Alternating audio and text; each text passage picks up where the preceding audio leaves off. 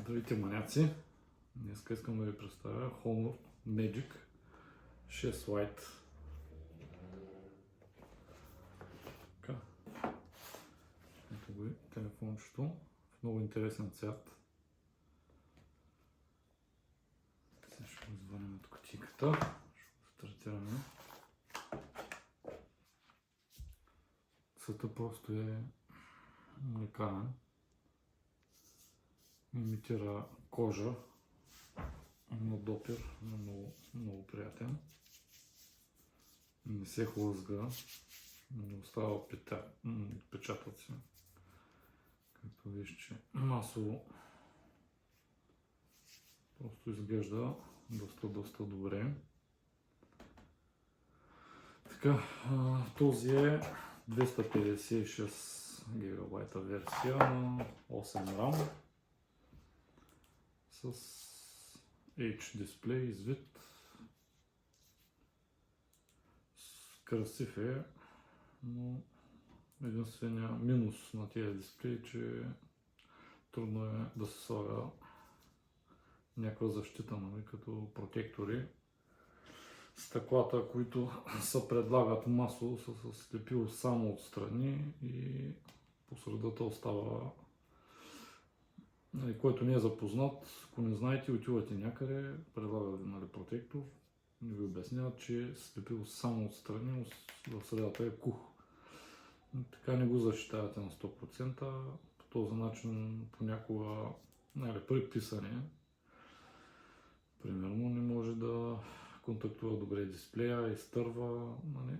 Не препоръчвам, или се информирайте какво ви слагат.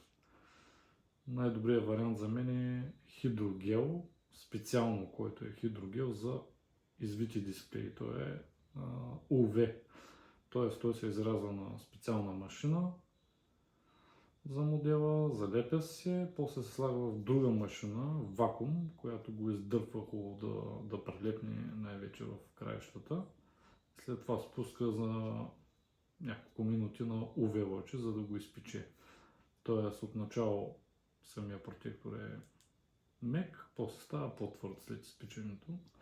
И така повече време изкарва, нали, не се отлепя, най-много тръгват по ъглите.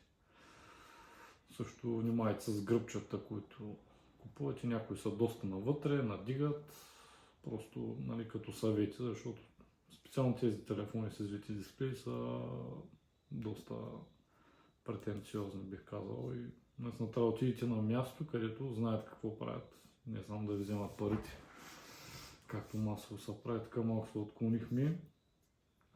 Казах 256 на 8 RAM, като тук батериката е доста, за този тънък телефон, батериката е доста добра, 5300 мАч, което е доста добре. От личен опит, Honor серията батерии са бетон. Смело препоръчвам, много издържат. 2, 3, 4, 5 дни, зависи, нали, всеки различно как ползва, но камерите са, нали, основни 108 мегапиксела, дисплей е 6,7 инча, хубав, ярък. Нали, аз целя да не навлизам в подробности като параметри, а най-вече да добиете представа и да ви дам примерно няколко съвета за модела, било за как да го защитите, било, нали, откъде да го закупите. Сега в момента са тръгнали масово, пускат ги в операторите, като, нали, цените там не искам да ги коментирам.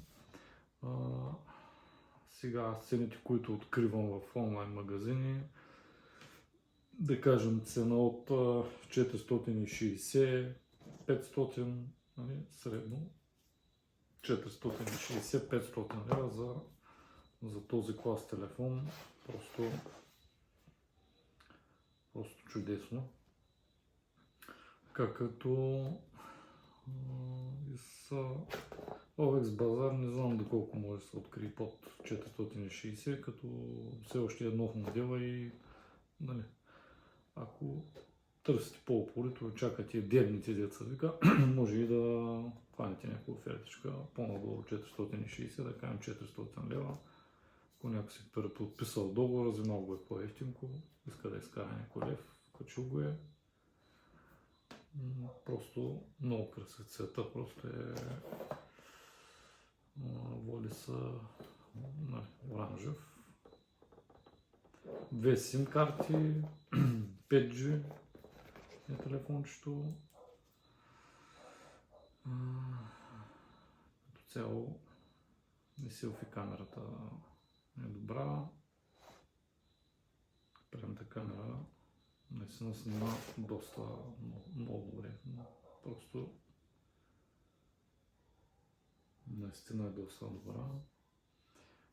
Работи добре, няма забиване, няма замисления.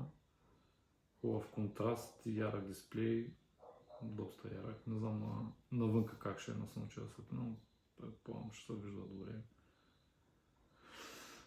Ако някой нещо има въпроси, може да пише в коментарите или ако иска нещо да тествам и да кажа мнение, ще го направя, няма никакъв проблем. Да, и видеото е доста... Има си доста опции. Като цяло, това е за телефончето.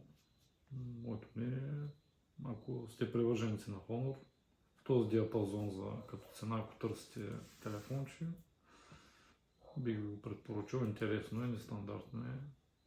Като цвят, като дизайн. И така, дерзайте, търсете. Смело, на мен лично ми допада страшно много телефончето. Просто е много красив. Дори е грехота да му се сложи кейсче. Просто е много красив. И в ръката е много добър. Така, това от мен, ако някой нещо го интересува, може да пише. Ще отговоря, ще дам съвет. Чао!